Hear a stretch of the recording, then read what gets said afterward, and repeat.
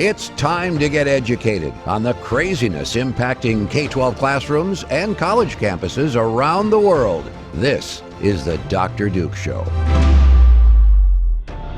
Hello, everyone, and welcome to the Dr. Duke Show. We've got a packed program for you today, so please hit that share button and let's get educated. Today's show is sponsored by Mike Lindell and our friends at MyPillow. This week, MyPillow is going back to its roots, offering their famed Giza Elegance pillow for just $30. That's half price. That's a savings of more than half price. It's 66% when you use the code Dr. Duke. That's DRDUKE. When you help Mike Lindell and his good cause and his good product, you're also helping Freedom Project to continue to bring you this kind of media. So please, whenever you need something from Mike Lindell, anything from the bedroom or for bedding or pillows, always enter that code Dr. Duke, DRDUKE. Thank you.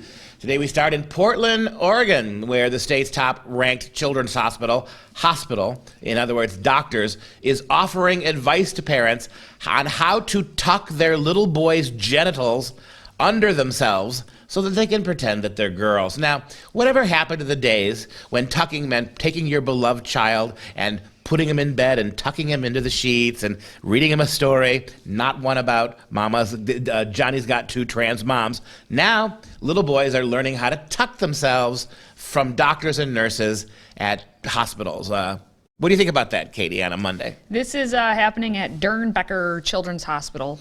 Children's Hospital again. We're just going to keep repeating that this is from a children's hospital in Portland.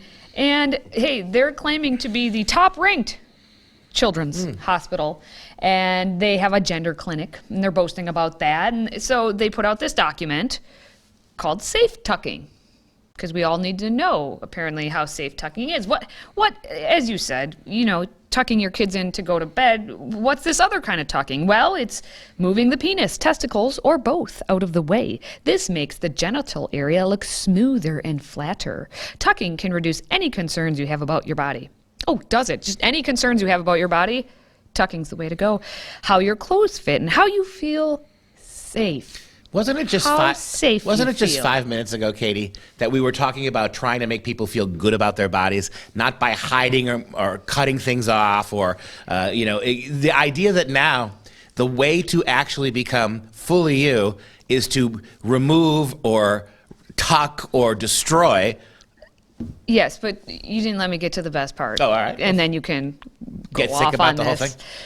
The last sentence of the what is tucking in the initial paragraph is people of all genders can tuck. But let me go back to the first sentence. Tucking is moving the penis, testicles, or both out of the way. So if you don't have a penis, testicles, or both, then how can you tuck? But it's for all genders. I'm confused, Dr. Duke. What are you tucking? Well, apparently to them, there's several different methods of said tucking, so you can find out which one actually works for you. The fact that we have to... what you checking? This is the old argument that men and women are the same. That they're I don't know what they are. I'm not a biologist. Yes, men menstruate and men can give birth. That means women must be allowed to tuck. Now, here's my question. Just like we're putting tampons in men's bathrooms for men who menstruate, should we have like little plastic penises in women's rooms so that women could actually put something in their pants to tuck? Wouldn't that be the humane way to go? Well, if the tampons are already there in the women's room, then that is similar shape. Men don't menstruate. You could put that in. Anyway, right. I'm moving on. A note, as they say on the words that they use, is that this information uses the words penis, scrotum, and testicles. We know you may not use those terms or identify with them. We use them here to refer to body parts that people with tucking needs have. Now they're changing it to the people, not boys. Because it's a children's hospital. Male and female, man, boy and girl. This is all a thing of the past, ladies and gentlemen. And they understand, they say that those words, such as penis, scrotum, and testicles, it's not for everyone. Because it's just for boys in this instance. It's just not for boys, yes. Now, the how-to of the tucking, they say, you got to choose your method. There are different ways. And you should try it out at home. It's best to tuck for the first time when you're planning to be at home because, keeps you from stressing about having to get it right the first time. You mean not in the middle of your kindergarten class? That's not the right place for it? That's for when show and tell. There Once you you go. perfect Show it and hide. home. Yeah, show and hide. It's also easier to learn what your body needs to be comfortable when you tuck. So choose a method that feels comfortable for you. All right, Dr. Duke, which method shall you choose? Actually, I'm sorry to assume lay the methods that you on would me. need to tuck. I apologize, Mea culpa. Do not cancel me I would need, for assuming that you would need to tuck. I would need a hose and a whole bunch of duct tape. Well, okay, Since so you you're asked. going tucking with tape method. Okay, tucking the duct with tape method. This method is more secure. Your tuck is less likely to come undone, but you have a higher risk of skin irritation. So if you got sensitive skin, I'm guessing maybe not. It's also harder to use the bathroom because you need to take off the tape and then reapply it. We recommend trying the methods without tape first, as they are the most gentle and convenient. So maybe And what would that be? The tucking without tape. How The does that work? first step is to choose the right underwear. Okay. Okay. We should have been sponsored by Tommy John's or another underwear company, apparently. Look for a tightly woven spandex or microfiber blend. If you want more support, you can also try wearing some Spanx or other shapewear. You can also use control top pantyhose or tights with legs cut off to your desired length. And you could also wear a gaff. It's a special type of underwear made specifically for the tucking. There's different ways of what you can do, but I don't have said body parts to tuck or try to tuck. I can only... Now, don't talk down about yourself. You're as much a man as anybody else, right? Thank you. That's the way we're supposed to greet this. This is true. And so this specific children's hospital, I'll say it one more time, is basically making it so gender doesn't matter anyway, and they're encouraging said children to go to sex shops. So in the same document later on, they say, where should I buy my tucking clothing? And they have Origami Customs. That's an online shop. And Leo Lines, it's an online shop. But then here's Shebop. Shebop. It's a sex-positive shop in Portland, so you can go visit it. And it's actually named after Cyndi Lauper's song about masturbation. There you go. Well, they sell gender-affirming clothing items as well as sex toys, videos, and more. This is written in the document for the Children's Hospital. For children. This shop is for people age 18 and older. That's in the ageist. Children's Ageist. Hospital document. You're telling me gender is nothing but age exists? Here you go, though. Get behind the times. They explain that, but it's 18 or older, but not B-U-T-T, just one T. They offer appointments before or after hours for younger shoppers. See, there you go. Okay, so you can schedule it, and they give you the contact information. So thank you. Thank you. With all the censorship taking place on social media platforms, we've made it easy to keep up with your favorite content. Simply download the Freedom Project Media app in your app store. Get access to 18 new videos a week, plus thousands of archived shows, lecture series, and educational animations. Download the Freedom Project Media app on your Apple TV, Roku, tablet, or phone, and make sure you allow for notifications to keep you informed.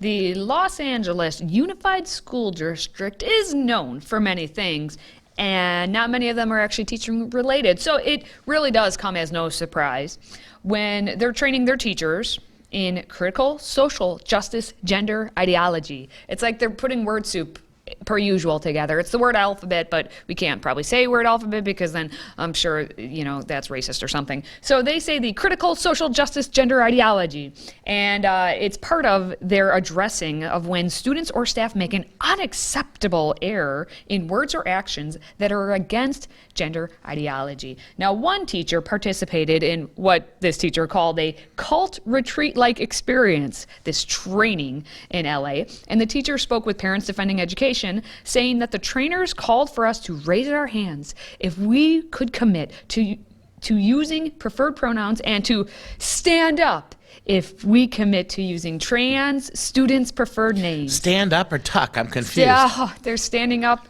and tucking. Maybe that's part of the process. I didn't read the rest of it. Now, if the staff did not commit to the ideology, it was an obvious sign that you're problematic and bigoted and in the wrong.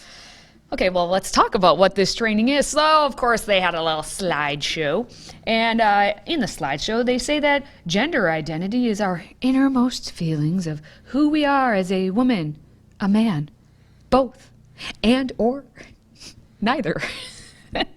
Just a woman, a man, both, and this. How can you be a woman, a man, both, and neither? Oh, I forgot, we're talking about gender, and it doesn't matter. It's whatever they feel like. So in a section that was called Interrupting Bias, calling out versus calling in, the two, the staff are encouraged to go after other staff and students who may disagree with the ideology, because we need to let someone know that their words or actions, shouldn't there be an and or are unacceptable and will not be tolerated, and we need to interrupt in order to prevent further harm. And please notice what Katie's telling you. The whole world has changed now. Back when it was obvious, scientifically obvious in terms of nature, what a man and a woman was, now it's the opposite, which means if you actually defend biological science, if you actually believe there are men and women, if you actually believe that all of this made-up nonsense is exactly what that is, garbage, you cannot be tolerated, right? So this started as a movement of all of these confused little people demanding tolerance and acceptance. Now they've grown so big that they're refusing tolerance and understanding for anybody who disagrees with them. Now that they've got a little cultural purchase in the universities, evidently in the hospital system, now they're telling you that they will cancel you because you don't believe their mythical gender orientation. That's how fast fascism goes from being so-called victimized to the victimizers. And so staying in this calling out section, they say the calling out process encourages this line. This is what you should say. Wow. Nope. Ouch. I need to stop you right there. These are the lines they want you to say. My response? You don't stop me from speaking my mind in America in 2021. No. We're no 2022. Ouch. 22. No ouch. Ouchie, ouchie. You don't like what I want to say? Walk away. Right? This idea that we're going to stop you from saying anything we want. There's your fascism right there. The fascism of the gender fraud. Well, other lines, if you don't want to use what he's using, is, I don't find that funny. Tell me why that's funny to you. I wonder if you've considered the impact of your words. Maybe you want to think this one through a bit more and speak about it later. Notice the condescension. The only reason you could possibly disagree is because you haven't given it enough thought. Think again until you think the way we do. Sounds awful Orwellian to me. And the one I like is because I think they're going to start using this phrase, is, I need you to know how your comment just landed on me. It landed on me. Yes, anyway. So self-important. But that's them doing the calling out. Let's talk about the calling in. And so it appears to be basically what they say, to explore deeper. It's your way to explore deeper into someone's comments. And examples include, I'm curious, what was your intention when you said that? My intention was to call you a freak. Okay, what sort of impact do you think your decision or comment or action might have? I would like you to contemplate what the word freak means and then change your behavior. And how might your own comfort level, assumptions, expectations, prior experiences be influencing your beliefs, decisions, process? I actually know how science works, and there is man and woman. That I know. Well, no, because as they continued in their sliding show, their training slideshow, the gender unicorn popped up, as the gender unicorn always pops up, and we've talked about... Ma'am? How dare you, ma'am me? There's no such thing as unicorns either. How dare Freaks. you? How dare you? Now, in LA, staff must be all about the affirming student name and gender, so this training section declared that all students have the right to be referred to by their chosen name or pronouns, regardless of their legal or school records. A legal name change is not required for unofficial name changes. This is where the rubber meets the road for the school system. They're saying that staff are being trained that all students can be referred to as whatever they want to. And then schools must address student by their affirmed name or gender pronouns. Schools must address. So if you have a teacher there who doesn't agree with this nonsense. It's saying you must address them, and that, here's the big kicker, Mom and Dad, listen up. No parent or guardian permission or notification is required for student-initiated name changes. All this fake pretend, you call yourself anything you want, any pronoun that you like. It's a lie. It's not true. As long as you pick from their progressively acceptable list, you're okay.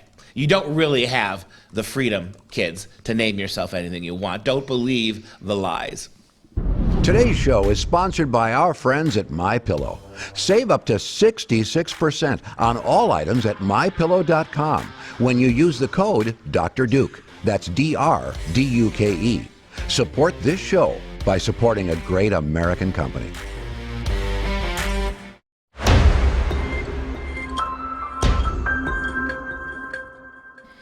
Well, we're going to address this story because everyone's been talking about it. Leah Thomas is a male swimmer from the University of Pennsylvania, was the first transgender athlete now to win a NCAA championship because he took first in the 500-yard freestyle race at the D1 finals in Atlanta. And all season, he's been breaking records and dashing the hopes of women in the women's swim events.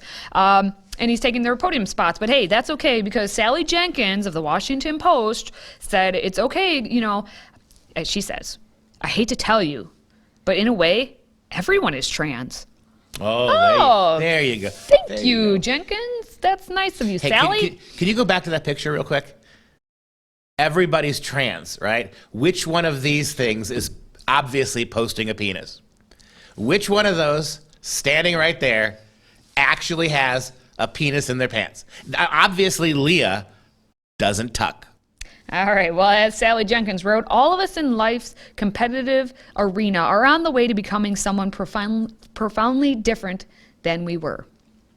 Sure. She says that sports is about personal liberation. And she wrote that, what's the real aim and value of NCAA competition? Is it not to grow people? No, it is not, actually. Fact check. No. Surely it's about more than just vaulting a small subset of young talents onto a podium for the sake of name, image, and likeness deals and spots in the Olympics. No, it kind of is, actually. Notice that sports are no longer about competition, about excellence, about achievement, about championships. No. It's about personal growth. Yes, as she says, it's supposed to be about exploring who you are, whether on the pool deck or starting block or basketball floor. And the truth is that every person has multitudes in them. Did she actually call it a basketball floor? Somebody who doesn't know the word court should not be writing about sports. Yes. Anyway, that she goes on, and it's just ridiculous. But the wrestling tile. Is that the wrestling rubber? I don't know. Anyway, she says the football field, the pitch. Well, then you're just talking different, Yanni. Okay. Then she goes on to say that the difference in men and women, it's all very complicated because the science remains unsettled. Oh, yes. 2,000 years of Western science, all of that chromosomal study that we've done, and we just don't quite realize, we don't know anymore if there are such things as men and women. Yes. Now, I'm going to get away from Jenkins because she annoys me, but we had one good thing happen. Florida Governor Ron DeSantis declared in an official proclamation that the Florida resident and the University of Virginia swimmer Emma Wyatt, who's that second person on the podium and should be on the top, was the actual winner. Did an official proclamation because, hey, she's a Florida resident, so he can use that, saying that what happened, they're perpetuating a fraud against women athletes as well as the public at large. And Florida rejects the NCAA's efforts to destroy women's athletics, disapproves of the NCAA elevating ideology over biology, and takes offense at the NCAA trying to make others complicit in a lie. One last time, throw that picture up there. Here's what I'd like to see happen, because gender is completely malleable. You could be one thing one day and one thing the next, right? So take a look at the size of Mr. Leah Thomas. Look at how big he is. Look at he almost doubles them. Look at the size of that guy. What I would like to say is this. Why doesn't Mr. Thomas, why doesn't he, who believes he's a woman, engage in gender theory and commit back to being a boy just for the sake of swimming? And let him swim against other men built like that. I mean, it's just all an exercise, right? It's all just a game. It's all liberation. And if you're really woke, you're going to be comfortable no matter at any gender, right?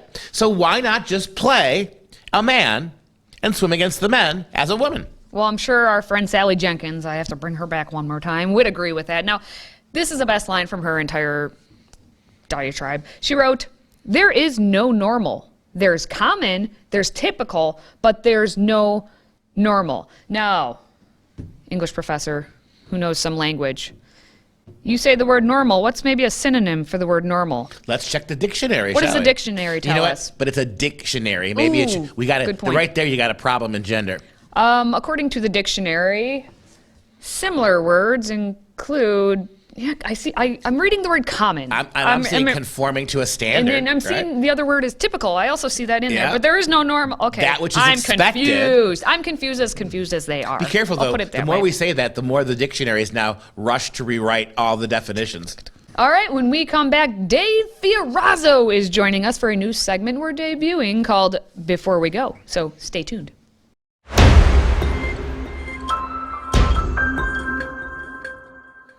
All right, I am happy and excited to announce that we have a new segment we're debuting this week. It's called Before We Go. And here's the newest addition to the Dr. Duke Show, Mr. David Fiorazzo. Hello, everyone. Welcome to our brand new segment, Before We Go. Now, education stories are always the primary focus here of the Dr. Duke Show, but we wanted to leave you with a few other stories that we find ourselves discussing around the water cooler when the cameras are off.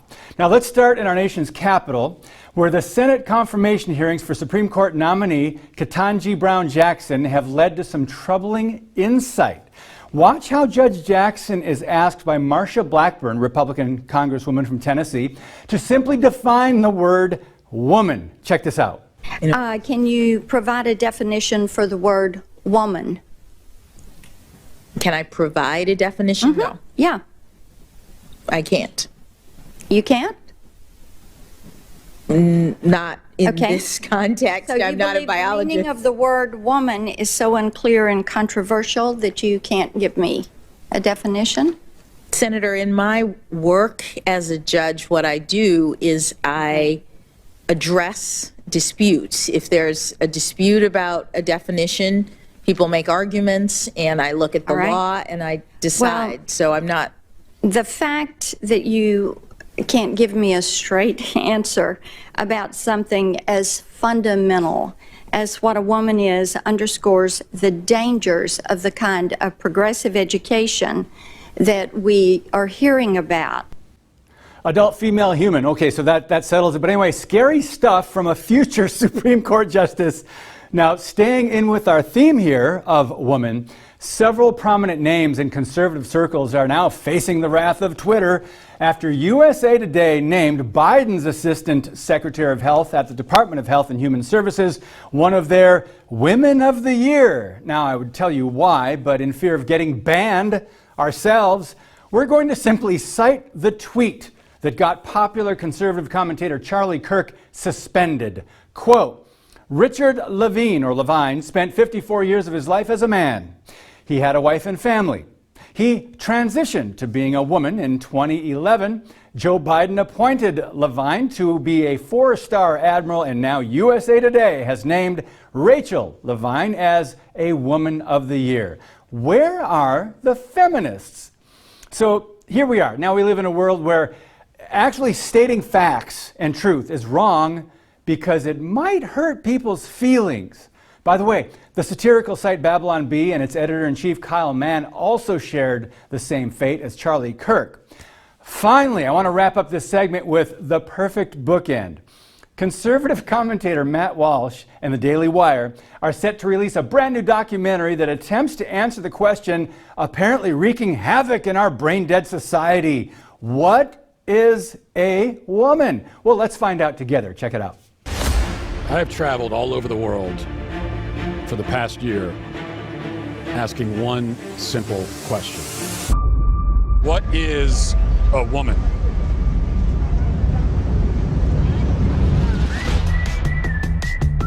What is a woman? What is it? What is it? I don't know. People are laughing. Is that a dumb question? I've been asking everybody this, and almost nobody can answer it. What is a woman? What is a woman? That's a great question. If one person could tell me what a woman is, Congressman, thank you for being here. I think this interview is over. Let's turn off the cameras. I just wanted to know, what is a woman? And you're not going to find out. It's not a complicated question. An Oscar contender, I'm sure of it. What is a Woman? Set to be released through the Daily Wire in May. So before we go, I want to bring back Duke and Katie for their thoughts on today's headlines. What do you think, guys? I am a woman. There are my thoughts. Well, True. Al Pacino told us about the scent of a woman, right? And Shania Twain sang about Man, I'm a woman. See, I feel man, I feel like a woman. So the answer clearly is biology, right? When all else fails, the left tells us they are the party of science. And so science tells us there is male, there is female, and if you're a bunch of godless atheists out there, don't blame God then, blame nature. Mother Nature is the bigot. If you don't like man and woman, start protesting the trees and the sun and the moon, you hippie cultists. But is Mother Nature a woman? All right, as we wrap things up, let's show some love to our Patriot Club members, the men and the women. And today we'd like to give a shout out to Chad from Gainesville, New York. Chad, thank you so much for supporting us. And that wraps up this show for Dave, Katie, and myself. And until next time, stay educated, my friends.